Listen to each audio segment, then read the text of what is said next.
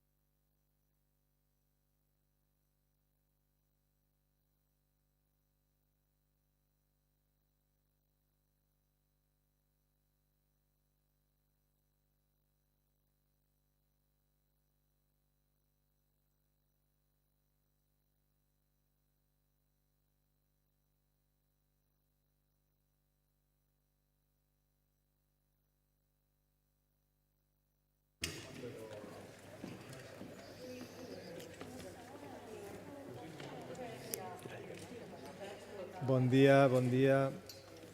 Esteu tots o a l'esquerra o a la dreta, però no hi ha els cels. Bé, benvinguts i benvingudes en aquesta roda de premsa de presentació del futur director titular de l'Orquestra Simfònica de Barcelona i Nacional de Catalunya, el mestre Ludovic Morlot, que començarà aquesta tasca al mes de setembre agafant el relleu del mestre Ono. D'entrada voldria començar recapitulant breument una mica el que ha estat aquest procés de cerca d'aquesta nova titularitat, un procés que ha estat llarg, han estat 3 anys de feina, una feina intensa especialment per a l'organització, que ha comptat amb la complicitat dels músics de l'orquestra i en la que s'han avaluat fins a 13 candidatures. Totes aquestes candidatures, candidats i candidates, han passat a dirigir l'orquestra com a mínim 2 vegades al llarg d'aquest temps. Després de tot aquest procés, vaig decidir proposar el nomenament del mestre Ludovic Morlot per la seva alineació estratègica amb els objectius i reptes actuals de l'auditori de l'orquestra, també per la seva alineació estratègica amb l'equip artístic actual de l'auditori, per la seva comprensió de la complexitat d'aquesta institució, que sabeu que integra d'altres institucions, no només l'OBC, però també la Banda Municipal de Barcelona, el Museu de la Música i projectes de projecció nacional i internacional, com són, per exemple, Apropa Cultura i el projecte educatiu de l'Auditori. Per entendre també Barcelona com a hub cultural, també com a referència europea, per la seva ambició per esdevenir una veu a nivell dins del panorama musical català i des de Catalunya al món, per ser un link també al gran circuit internacional, especialment també el circuit d'avantguarda, de música d'avantguarda, per la seva ambició artística per excel·lir, l'atenció al detall i el treball consistent amb l'orquestra i pel seu lideratge i dots comunicatives també en entorns digitals. L'ímpetu, l'elegància i la intensitat de Ludovic Morlot als escenaris li ha valgut el respecte, diria jo, l'admiració i el seguiment d'espectadors d'orquestres arreu del món, des de la Filharmònica de Berlín fins a la Simfònica de Boston. Ludovic Morlot és natural de França, concretament de Lió, i és actualment director emèrit de l'Orquestra Simfònica de Seattle. És un títol honorífic que se li ha concedit, de fet, després de la feina extraordinària que va realitzar durant 8 anys com a director titular d'aquesta orquestra.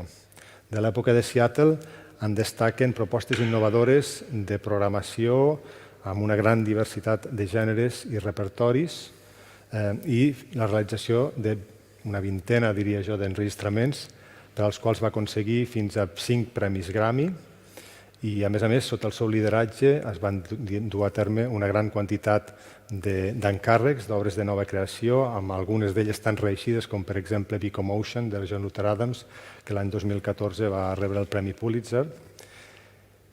I diria també que cal destacar que l'any 2018 l'orquestra va rebre el Premi a millor orquestra de l'any dels Premis Gramophone. Per tant, una feina extraordinària al capdavant de l'Orquestra Simfònica de Seattle. A més, des de l'any 2019, Ludovic Morlot és artista associat de l'Orquestra de la BBC Philharmonic, amb qui ha mantingut, de fet, una relació fructífera i intensa durant molts anys.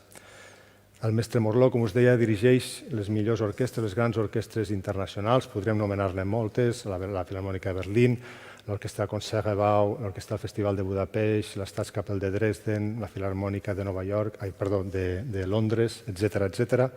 Ha estat present als grans festivals internacionals, com per exemple els BBC Proms o el Festival d'Edimburg, i té una connexió, de fet, especial, intensa, llarga, amb l'Orquestra Simfònica de Boston, on des de molt jove va esdevenir director assistent.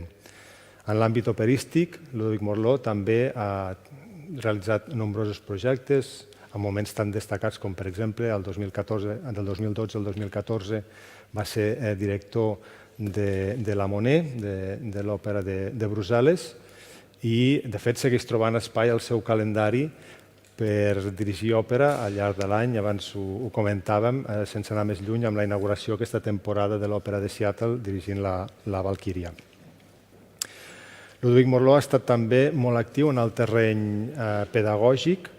De fet, destaca, per exemple, l'any 2014 va ser nomenat membre de la Royal Academy of Music de Londres per la seva important contribució a la música i diria que també ha dedicat un espai i molta energia a les noves generacions de músics, com per exemple en projectes que ha liderat com a co-creador i director artístic, com per exemple la Jove Orquestra Nacional de la Xina.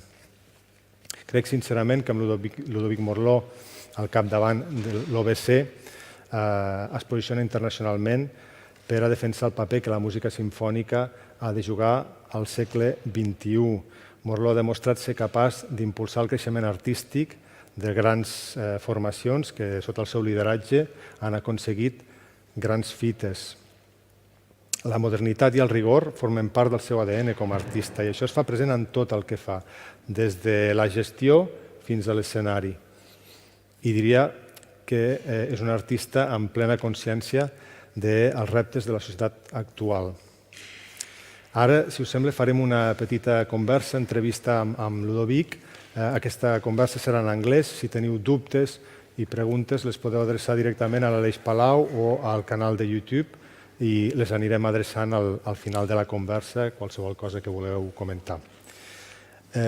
Ludovic, let's start a little bit asking you how you feel and if you could let us know what have been your first impressions after this new appointment? Well, first of all, welcome everybody. It's a pleasure meeting you, and some of you I'm sure I will see many more times over the years. But my first words to describe how I feel is a combination of tremendous excitement and anticipation, and of course a little bit of fear and anxiety too, because coming at the helm of an orchestra like this means also a lot of responsibility, and you also want to kind of find the right rhythm in the relationship. It's like meeting someone you really care for.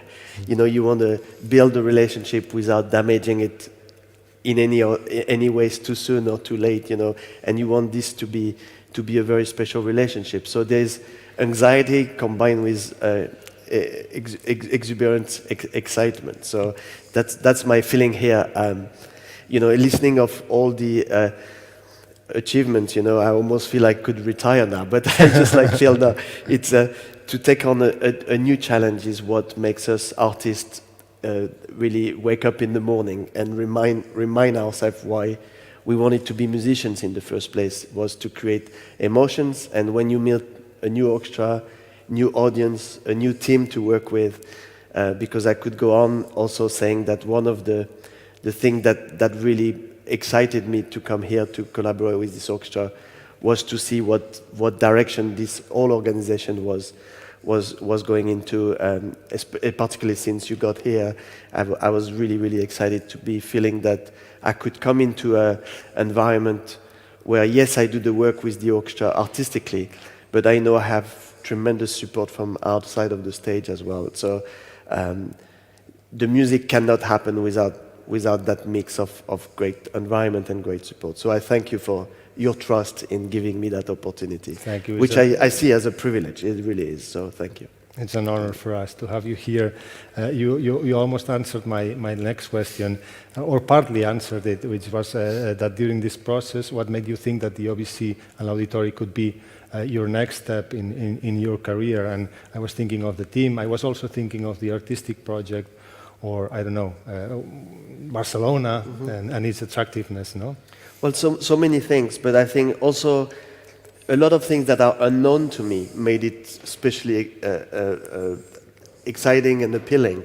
I'm thinking when you come into an environment where you know the orchestra very well, you know the city very well, you know the audience very well, I think the engagement and the appeal to it is not quite as tremendous. And I was really, in some ways, even more scared to come into an environment that I knew little about, but it made it eventually even a more special project to do that. As I said, I always thought of Barcelona being this hub of, everything is embraced with pride in embracing the great tradition and great culture, but also looking forward. That I always kind of imagined that this duality was very present and something I identify with in my music making. Very nice. I think, Ludovic, we could say that the orchestra is in a very interesting momentum, no? We have a great challenge, maybe we could say, with the addition of new musicians on the following seasons, the opportunity to take the project maybe to the next step. Tell us a little bit more about it, about your vision on this particular matter. Well, wherever you arrive, and you have to remember that an orchestra for a conductor is an instrument, and that someone is kind of giving you and putting into your hands. And regardless of the quality of the instrument, I think the greatest challenge that excites me is how one can bring an instrument to sound better day after day after day after day. And even if the orchestra is outstanding, even if the orchestra is in a terrible state, it should be exactly the same approach, that our responsibility is to really make that instrument play better and better day after day, or at least related to what we think is better. I think wherever you go, even if it's as a guest conductor for a few days, the goal is always going to be the same: artistic excellence, to kind of be truthful to the composer's voice, and to manage to somewhat disappear behind the music. And if one has this kind of humility towards the role that a conductor has in shaping the music and building a concert program, then you can really bounce back on trying to build the next concert to sound better than the one before. And that would be no different into whatever position I would be in. This would be my driving force: artistic excellence, and how I can inspire and grow with the orchestra. I think that's what excited me particularly here, is that I feel that we both, on both sides, we can help each other become better musicians. I'm not here to tell them how the music should be played. I'm here to learn from what they have to tell me, as much as what I can maybe offer or suggest to them. And I think a successful relationship eventually is one where everybody is listening to one another, but also open-minded about things maybe going slightly in different directions that one would have anticipated. As artists, to be willing to be a little out of your comfort zone is the key to make our life a wonderful journey of learning and adventure. And I think if we can find that energy here and that spirit, we've already been successful in how we make music together, I think. You made me think of one of the first meetings we had more than a year ago. that you particularly were talking so much about that, the interest of taking a project from A to B, no? And that was something that inspired you, whether regardless of what kind of project you were managing. And I find, yes, and getting as a bit more experience and older, this is really artistically what gives me incredible satisfaction, is to feel that. That's why I do a lot with young orchestra as well, because I find the journey can be so fast in the growth. And so I just find this is really what gives me satisfaction, is to build a project. And eventually to be an orchestra builder excites me more than giving great concerts even, is the find that you can push a project to its limit, and the limit becomes further and further along the line, makes it really more exciting for me. Wonderful. I think we could say that one of the highlights of your trajectory has been in your vision developing programs also, and the artistic concept behind them. This is indeed something, or a field, let's say, that L'Auditori has been doing a lot of work already, and we feel quite, even a little bit proud, let's say, but convinced of what we're doing.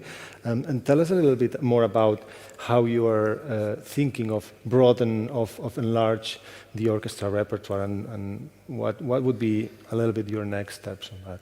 Well, the first thing I need to learn about, this orchestra more. And the first thing I did when I heard about this opportunity was to investigate in what the repertoire of the orchestra has been in the last 20 years or so that I also understand what repertoire-based, what the tradition has been for the orchestra. And like I was saying, to be able to broaden it into not only new directions, but in filling some gaps maybe in the repertoire. But you see, I want to invite everybody from the community into the concerts. And in order to create that kind of musical menu for the community, we have to make sure that everything is available on the menu. Because sometimes I find orchestras are getting a little comfortable with a certain type of audience, and therefore offering a little bit always the kind of same menu. Even if we dislike something artistically, I think there will be someone out there that lives for that idea. And I think we must be an organization that provide all of that, what is available, and not deciding for the audience what should be played. And so if it's not something I feel strongly about, then I will invite guest conductors that feel strongly about something else, so that the whole community can really embrace a very versatile and wide range of musical experiences.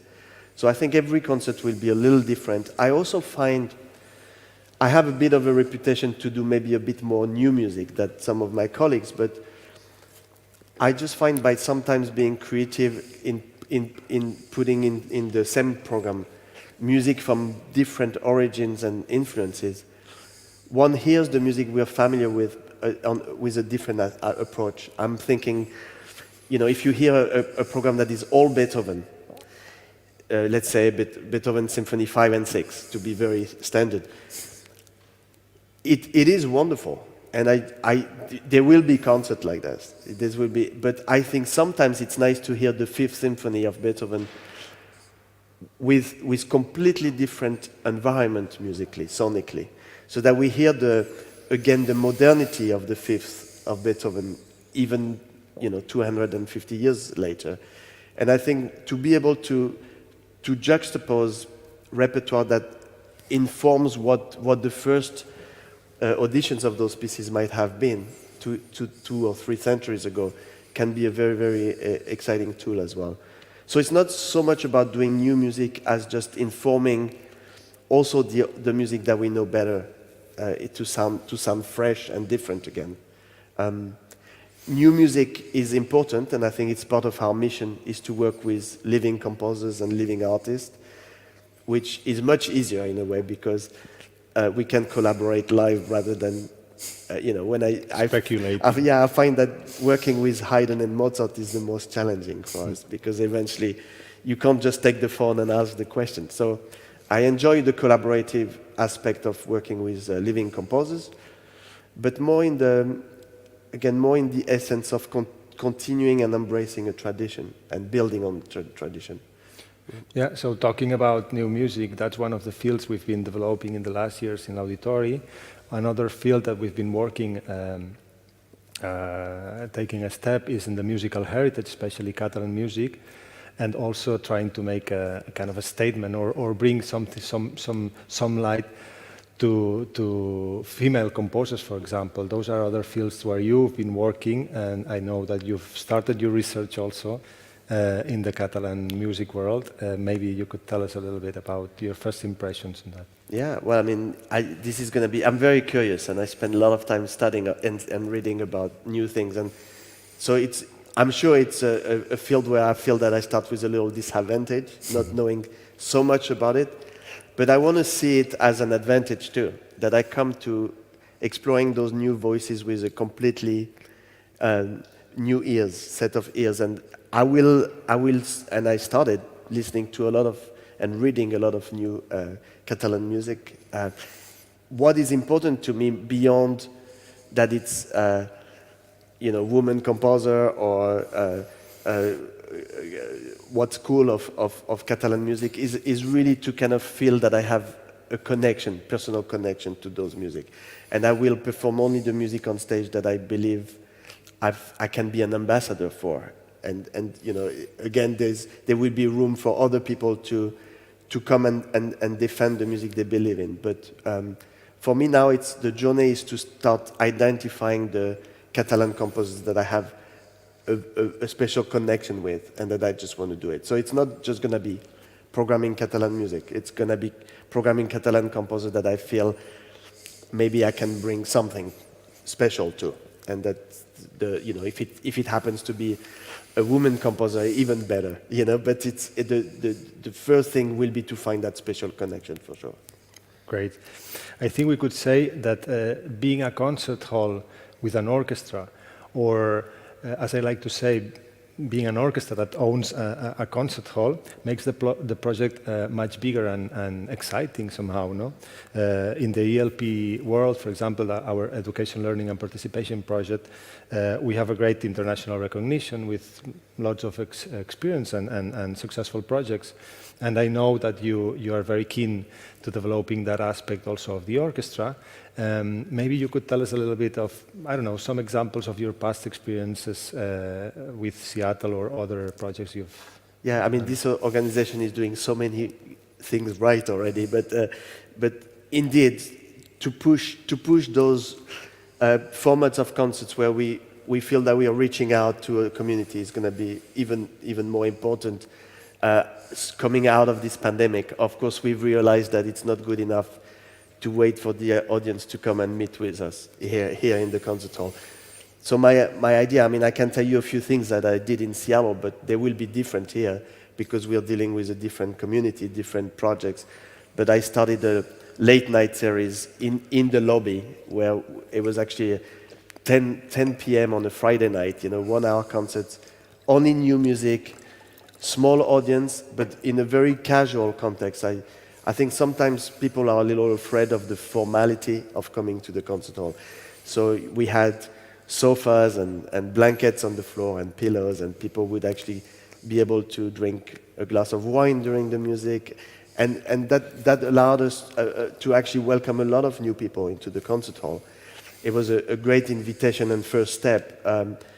I imagine, and we are going to be talking a lot about this, that I would love to see the orchestra having a presence outside of the hall a lot. I mean, we can now have so many tools like streaming and recordings, and of course the live video is something that I see more as a tool for education, because I would feel very, very happy only when every kid in Barcelona feels that they have some connection to the musicians of the orchestra.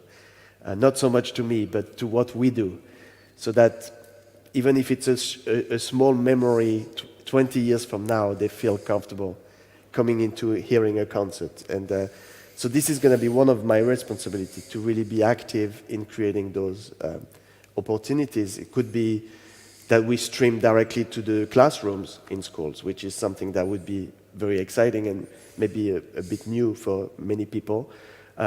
and try to force to include the music as part of the school curriculum again, because I'm old enough to remember that I had music at school programs, and I think, being a little naive, I think the world would be a better place if we all spoke that language as a common language, you know. And you see it when people come and sing together. There is something special that happens, and I think we deserve to be doing this daily. One of the things that inspired me to start the National Youth Orchestra of China was that, you know, I had been told and I witnessed that every morning when they come to the classroom, they sing before they do anything. And I thought that was a beautiful idea. It's so simple, and yet I think someone like us have to kind of impose that and make that mandatory to the school program again. I think our young people come to life when they live around sound and interaction and that social element where they can have this communion together. And I think music is the wonderful tool for that. So. We're looking forward to it. Working on the coming seasons, I think one of the distinctive labels of our new project is on how we're going to develop our artistic relationships with some artists that they might be visiting, maybe Roda once, doing different projects further to the regular single visit. I'm talking obviously about soloists, composers, conductors, even the mentorship aspect of young artists. Could you maybe let us know a little bit your feeling, your family of artists?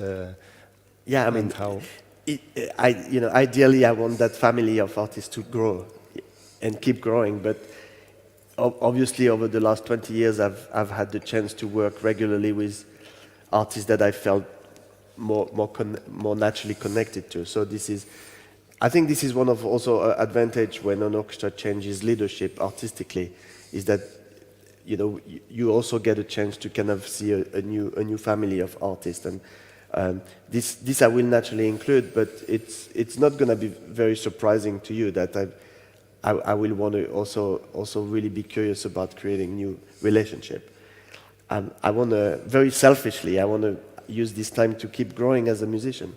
And I will only do so if I don't repeat what I've been doing in the last 20 years of my life. But so I welcome also to collaborate with the artists that the orchestra has felt a very, very special connection to, and to grow that family of musicians. Nice. There are many different ways on developing our international positioning as an orchestra. No? Internet streamings, we were talking just a while ago, digital presence, obviously, I don't know, international collaborations, exchanges, co-commissioning, obviously touring. And what's your vision at this point, and what role do you think the OBC should be playing on the following years? It's a big one. You see, I am not so interested in international spotlight. I think it will come when what we do internally is so powerful that people will want to take notice. I want the international spotlight on the orchestra to be more the result of what we do rather than the goal that we are pursuing. It's a little similar to my approach I had in Seattle when I arrived. I think we built projects with so much love, intensity, and care that I think it was the result of those successful artistic projects that made maybe the world more attentive to what we were doing. And I will say it over and over again, I want this orchestra to be an orchestra for Barcelona. And I want artistic excellence to be our driving motto and force. And if we get at some point where people are inspired throughout the world of some projects that we do, or some recordings that we produce, or some streaming, then I will embrace it. But it will not be something that I'm consciously developing in my mind. Even the touring activity, when we are lucky enough to get back on the road and play different halls, for me it will be as much for our own education of playing in different environments to different audiences, and use it as a tool to grow, and not exclusively just to kind of show off what the orchestra can do. So I will welcome international attention, of course, but this is not going to be something I'm very, very focused on. I want to produce good concerts for people that come and listen to the orchestra. It's a consequence of It is. the good work. I think this links with the next question I wanted to ask you, is that the recording strategy and all the digital presence is also very important for us, and we've been developing this new platform, no, the Auditorio Digital. You've done an extraordinary job, extraordinary work in the past, especially with the Seattle Symphony, but not only. You're recording regularly. We were just talking with other orchestras. BBC is one of them. Bergen, I think you were recording last week. What's your vision on how to use that tool and that instrument, that possibility that we have? Well, I said as overall I would love to use that tool for education as well. I go back to this because it's important. But recording is an amazing tool to grow artistically, because once the red lights are on, the level of attention and focus is exponentially bigger amongst the orchestra, amongst the musicians. So I would love to have this kind of regular opportunity to live under that pressure, also time pressure. You have only 2 days to get something right, and this is a wonderful tool for exploring artistic excellence. And I think in terms of using the platform for repertoire, for instance, this is going to be a wonderful opportunity for me to start with Catalan composers' recordings, because I think that's where the orchestra will be able to instruct me more strongly about what their personal voice is. And before I inject my ideas and my personal voice into the orchestra's artistry, I want first to receive what their voice is. I mean, I want to respect that. I want to listen to what their voice is, and then maybe make some suggestions as how we can alter that voice. But first of all, I want to embrace what they've been breathing, and living through all those years. Very nice. Just to finalize this conversation, I think we could say you're an artist with a great consciousness of the challenges I was saying before of modern society. What do you think is the role that the OBC and symphonic music in general should be playing in the 21st century? It's something we also discover as we are getting out of the pandemic, because everything changes so much. But I don't think as an orchestra we can solve problems, societal problems, but I think we can make people aware of what those issues are. And also we can maybe inspire people to kind of go out and just think about those bigger things that what we are. I mean, I'm thinking of social justice and climate change and all the diversity and all the big topics today that, of course we are not going to sort out by playing a concert climate change, but we will actually be able to actually also provoke sometimes and create a real focus and awareness of what those contemporary issues are. It's always been the case, you go back 200, 300, 400 years, and composers always have been, or artists generally speaking, have always been challenging the contemporary time with what the issues were. And I think as an orchestra we have to make sure that we don't shy away from those issues, but we are part of, like, you're creating beautiful themes that embrace that kind of vision and idea that we should be contemporary in bringing awareness of what's going on throughout this world, obviously. Not necessarily taking political stands, but just making sure that those provocative ideas are being served on the table. Fantastic. Now it's time for questions. If you have any, let's start here with our colleagues. Anyone has any specific question you would like to ask to Mr. Morlot or myself? Ho podeu fer en català, i ja ho traduirem.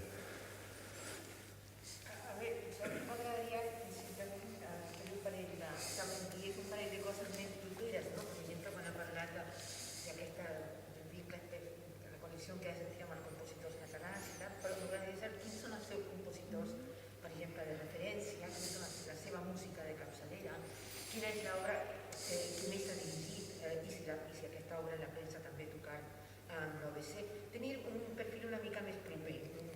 Més personal. M'agradaria, sí, més personal. També inclús, fins i tot, si em permet preguntar-li si té algun hobby o alguna afició particular, a vegades... D'acord. Anna Maria is asking, particularly with new music, with new composers, if you have any preferences, any names that you would feel especially connected to, also in general, not only new music, but with classical repertoire, which are those composers that you feel very comfortable with and you like to conduct and conduct and conduct again. I can imagine some names, but she's asking you. And then finally, she also would like if you could tell her something personal, something about yourself, that if you have any hobbies or something that farther from music you like to do. Yeah, thank you very much. Well, first of all, when it comes to orchestral music and repertoire, I have a special affinity with music written between, let's say, 1870 to 1930. I think the change into the 20th century has been such a colorful, and actually it's true in music, but also in the arts, generally speaking. I find there's such a wealth and richness of material and colors and audacity and modern. I mean, we can call that modernity or modernism, I guess, but also the later part of romantic music. So if I translate into composers, you know, starting with Wagner and through Debussy, Ravel, of course, but also the likes of Prokofiev, Shostakovich, and even, you know. So that's why even Spanish composers like the Fire kind of resonate very, very strongly with me, because this kind of essence of Rimsky-Korsakov, Stravinsky, of course. So this essence of writing for an orchestra with so many colors, that was very, very different. I love rhythm, and I love a good melody, you know. And of course, harmony is important to me, but my upbringing as a musician was more about rhythm and melody than harmony. I didn't grow up in that German repertoire envelope, you know. So of course I love Haydn, Mozart, Beethoven, Brahms and all. But for me, I find the orchestra repertoire started to become even more interesting from the late Romantic. And then as for specific composers, I think I was joking the other day that every morning I have a different special feeling for a different composer. Not only because I wake up in a different mood, but usually my favorite composers are the ones that I'm performing that week. You know, if I come to rehearse Mahler, then Mahler is the big thing, because my mind is with Mahler constantly. Next week I will be doing music by Dutilleux and Debussy in London, so that becomes the kind of music that for a few days will become my favorite, you know. And as hobbies, I'm very simple. I like to eat well and exercise a little bit, so I love to be on a tennis court sometime. I love the water, so I need to live somewhere close to the water, and that influenced my choice for Barcelona too, as well, because, you know, I live also in Los Angeles, and I've lived in Boston, and always been very close to the ocean. Being on the water is the moment I feel time stops, and I cherished those moments. So if I can be on a boat somewhere, I will be. And my biggest hobby is my family, because I have 2 daughters, and I travel a lot, as you could imagine. So when I can be a little bit with my family, this is my favorite hobby. It's a little cliche, but it is true. Yeah. Yeah. Preguntarle también si él cree que el fet de ser francés le ayudará a ser més sensible a la música catalana. No sé si ho ha dit perquè el meu anglès no em passa bo i no sé si és el 100%, però bueno, la pregunta és això, si el fet de ser francès li ajudarà a entendre millor la cultura catalana i la seva música. I think you understood that one, no? I hope so. And I think it's a bit early for me to exactly figure out what link I will bring between the composers that I cherish in French repertoire. But I see what you mean, and I think there's also the linguistic connection. Music is often, the rhythm of the music is often dictated by the language. I mean, we think of French music sounding very different than Czech music. And Czech music is very much like speaking the language in the rhythmic essence of it. So I anticipate that there will be the same kind of energy in the Catalan and French music that rhythmically I can connect to. Yeah.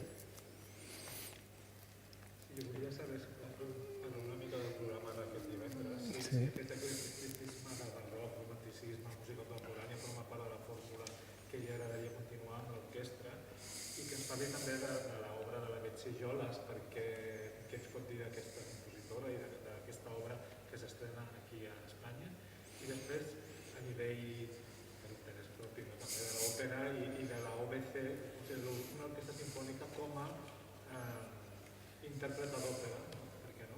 Si considera que l'òpera és important per una orquestra sinfònica, fer concerts, òperes d'actuació concerts, perquè ens pot demostrar una gran qualitat de l'orquestració i del nivell de l'orquestra, i no sé, potser si Messiaen i li robaré al Liceu que fa temps que estem esperant Sant Francisc d'Assís i no arriba, jo l'òpera podria fer bé.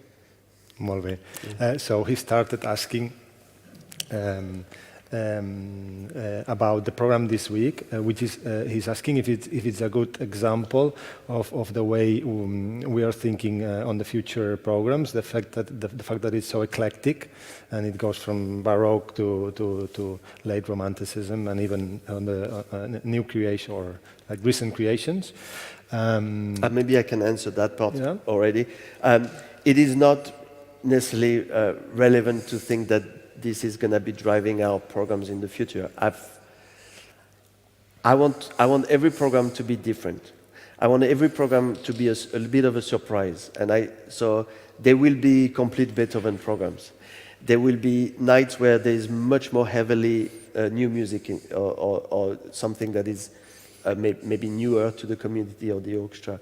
I think when you go see a movie, you don't want to, unless you choose to do so, you want to be surprised, you know. And it's true when you go to any exhibit.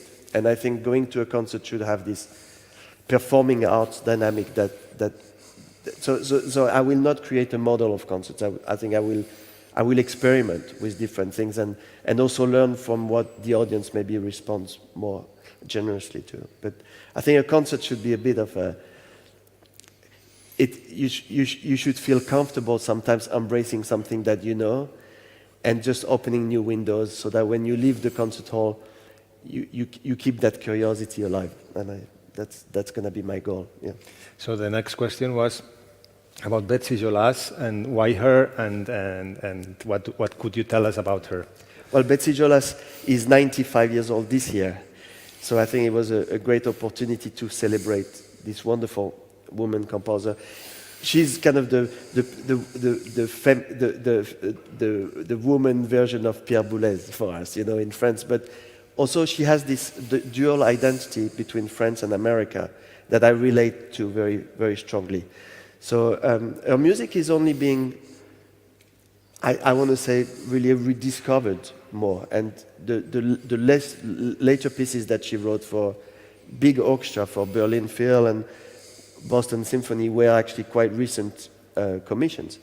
So it was to celebrate this, and then I had this idea of doing a bit of homage to Bach and Leipzig, and so to do the letter from Barville and open with Brandenburg 3 was obviously a nice connection, because she quotes a lot of Bach into her music, and you hear the BACH motive a lot, and always with a bit of humor, which is, she's a very light-hearted woman, and very energetic, and I like that. And having Elliot Carter next to it also, who also was very, very American, but with a very strong connection to France. I felt were those two composers that had something in common in that way. One being a bit more, and both quite light-hearted at the end of their lives, you know. So, and I think Carter was 99 when he wrote Intervention, which we're playing. So it's, even though it's more or less contemporary sounding, it's music by 100-year-old composers. So with embracing great traditions. Yeah. And as to the question on the opera, I think I pretty much understood that. We'll do Saint-François as this is if we find the money for it. But I think to do opera, or at least vocal music, lyric repertoire is very important for an orchestra. The same way that I think it's important for me as a conductor, I try to do a lot of work with singers. Because ultimately, when you think about it, whatever instrument you choose to play, the flute, the violin, the trumpet, the ultimate goal is to reproduce the natural beauty of a human voice. So I think to invite actually great singers on stage is a wonderful inspiration for us to imitate what we are witnessing. So if not opera, I mean, I will come to do some bits of operas here and there, and I think there will be opportunity to be doing opera in concerts, but we have a great opera in town. So I don't want to compete with that element, but I will want to include a lot of lyrical elements into our programming, and from Mahler songs to contemporary music, but maybe Act 2 of Tristan at some point or something. And there's opportunity to include that, yes, into our diet. It makes us listen very differently too, and breathe with the music very organically, which is very healthy. More questions? Sí, tu pateixis. Sí. Agnès Batlle, de Ràdio Nacional, pregunta molt breument Sí. com definiria el seu segell personal com a director i, per altra banda, quins valors intenta impregnar a les formacions que dirigeix. A les formacions, vale. So from the Spanish National Radio, very briefly, what label do you kind of stamp in the orchestras that you conduct, or you kind of get involved with? I understand that she's asking more the orchestras that you're involved with, not visiting, but what would be your stamp? And the other question was about, sorry, I forgot. Què vol impregnar a les formacions? Alice? Les formacions, quins valors vol impregnar? Well, it's a little bit along the lines. What do you think you would like to leave in the orchestra when after your work?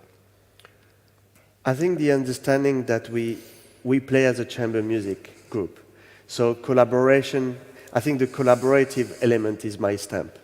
Is that I want to empower every musician of the orchestra to have ideas and actually offers those musical ideas.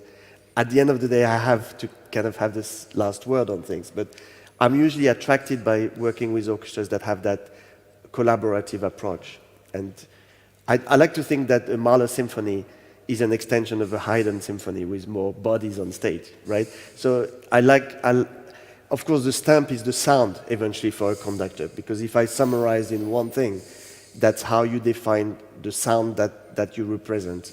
And for me, it's this richness in the sound, this warmth in the sound, that is only be created by this desire and approach to making music as a collaborative effort.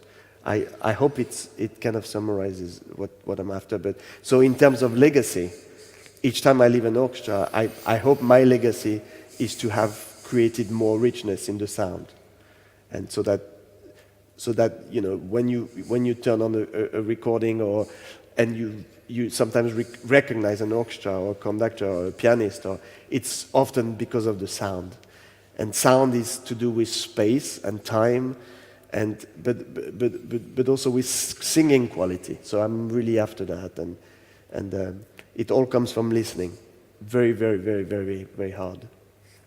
Yeah. I hope that answers. Yeah. Any other questions? No? Hi havia una cosa, Robert, perdona, Sí. del que m'ha semblat que ha d'incloure d'aquest diàleg entre el que, diguéssim, les orquestres o els auditoris ofereixen al públic i el que el públic vol rebre d'aquestes orquestres o d'aquestes formacions. Sí. A mi m'agradaria preguntar-li una mica què pensa ell, vull dir, d'aquestes altres músiques, vull dir, que es poden fer dintre d'una programació d'orquestra com és van fer aquí, vull dir, lo de les pel·lícules amb l'orquestra, que això també va crear com nous públics que van venir i que, diguéssim, que no sé si això forma part també d'un mix entre el director titular i la gestió, i també d'altres iniciatives, vull dir, de tornar a sortir fora de l'auditori, a fora, vull dir, a la ciutat, a lo que ell ha dit, de lo del mar, tocar, per exemple, aquests concerts multitudinaris que tant èxit tenen en altres indrets. Vull dir, aquestes dues possibilitats. Yeah, so he's asking, I think you more or less understood, but he's asking basically if there will be other projects, different projects like we used to do, for example, with film music, for example, and the presence of the orchestra outside the concert hall, which you were talking before, in different ways. I can answer a part, puc contestar una part de la pregunta perquè ho treballem conjuntament, que sí que una de les seves línies de treball o una mica que hem començat a parlar, sens dubte, és la presència de l'orquestra més enllà, ho ha mencionat abans, més enllà de l'auditori, que no necessàriament vol dir en gran format, no estem sent específics perquè estem començant a treballar, però sí que passaran coses segur, i també passaran coses en la línia del que comentaves de concerts amb pel·lícula, però vull dir, en qualsevol cas no hi ha res concretat encara. It's a bit early to have specific projects, but yes, there will be desire to collaborate. And I mean, not only cinema, but theater, dance, projects with, again, young souls throughout the community, but, even beyond, museums, to gain. We have such a beautiful museum here in the building of musical instruments. I mean, and we've already been talking with Jordi what might be possible, how we can collaborate and find exciting ways to bring our heritage forward in a more interacting way. So I think there's only the start of discussion, but the desire to collaborate is very strong indeed. Yeah. Molt bé. Doncs si no tenim més preguntes, ho deixem aquí. Moltes gràcies per acompanyar-nos i per fer-ne ressò i esperem que gaudiu del concert d'aquest cap de setmana. Muchas gracias. Merci.